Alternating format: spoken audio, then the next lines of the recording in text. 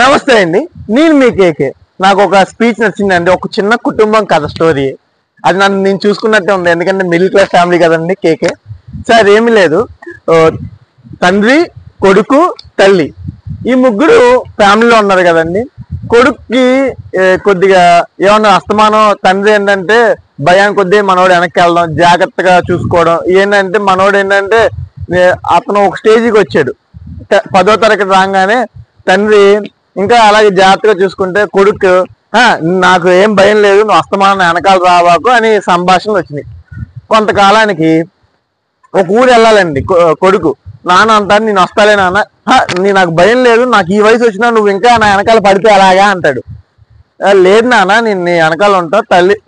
తల్లి తండ్రులు ఇద్దరు బతిమాలుతారు. వద్దు, నేను ఎలా అయినా సరే నేను ఒక్కనే వెళ్తానంటే, సేమ్ రైల్వే ట్రాక్ చూశారు కదా సార్, ట్రైన్, సరే నాన్న నీకు ట్రైన్ టికెట్ తెస్తాను అని చెప్పి ట్రైన్ టికెట్ మనకి కొడుక్కి ఇచ్చాడు. కొడుక్కి ఇచ్చిన తర్వాత ఒక చిన్న కాగితంలో తండ్రి ఒక రాస్తాడు, కాగితం రాసి చుట్టేసి జోబులో పెడతాడు. నాన్న నీకు ఏమన్నా భయం వస్తే ఈ పేపర్ తీనానా అంటాడు. మన కొడుకు హీరో కేకే ఉంటాడు కదా, నాకేం భయం లేదు, నేను ధైర్యంగా వెళ్ళగలను. అప్రాక్సిమేట్లీ విజయవాడ నుంచి రాజమండ్రి, కాకపోతే నైట్ జర్నీ, కొద్దిగా సాయంకాలం ఎక్కాడు కదండి. ట్రైన్ ఎక్కంగానే చీటీ పెట్టాడు. సరే ఎక్కాడు, నేనేం చూడండి, నాకు భయం లేదు అని ట్రైన్ జర్నీ ఎక్కాడు.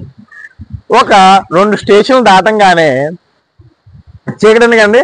రైల్వేలో అంటే చిన్న గొడవలు ఏదో జరుగుతూ ఉంటాయి కదా, చీటాయ్ చీ అమ్ముకునే చాయ్ అమ్ముకునే వాళ్ళంతా జరుగుతాయి కదా, చిన్న చిన్న రెస్టారెంట్లు వస్తున్నాయి. మనోడికి భయం స్టార్ట్ అయింది.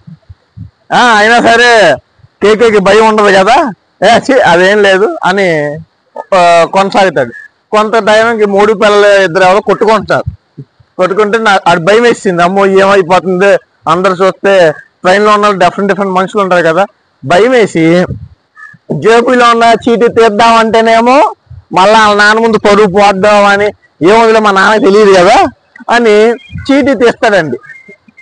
చీటీ తీసి ఓపెన్ చేస్తారండి. దాంట్లో ఏముంటుందో తెలుసా అండి? గెస్ట్ చేయగలరా? 2 సెకండ్స్ ఇస్తున్నా, 1-2 సెకండ్స్ అయిపోయిందండి. ఆ చీటీలో ఏం రాశారంటే వాళ్ళ నాన్నగారు, రా అబ్బాయి నీ పక్క బోగిలో నేను ఉన్నాను, నువ్వేం భయపడకు అని రాశారు.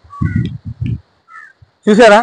అంటే ఒక నమ్మకం, వాళ్ళ నాన్న చీటీలో పెట్టే ఏదో ధైర్యం ఉంటుందని తీసాడు కదా, పక్క బోగిలోనే ఉన్నాడు. అంటే వాస్తవంగా కొడుక్కి ఏమైంది, నేను ధైర్యంగా ఉన్నాను అనే భరోసాగా ఉంది. కానీ మనకి కొంతకాలం కొద్ది భయం వేస్తుందండి. పక్కన ఒక ధైర్యం అని ఉండాలి. అలాగే బిఎన్కే చేసేసారు. బిఎన్కే ప్లాట్ఫామ్ అనేది మీకు ధైర్యానికి ఉండడానికే నేను ఆ ప్లాట్ఫామ్ ప్రిపేర్ చేసే కానీ దాని మీద రూపాయి తినడానికి కాదు. ఒక తల్లిదండ్రుల్లాగా మన బిఎన్కే అనేది మనందరినీ కాపాడడానికి ఒక ప్లాట్ఫామ్ చేసేసారు సార్. అందరూ ధైర్యవంతులే, కాకపోతే ఒక్కొక్కసారి భయం వేస్తుంది. అప్పుడు ఒక ప్లాట్ఫామ్ అంటూ ఉండాలి.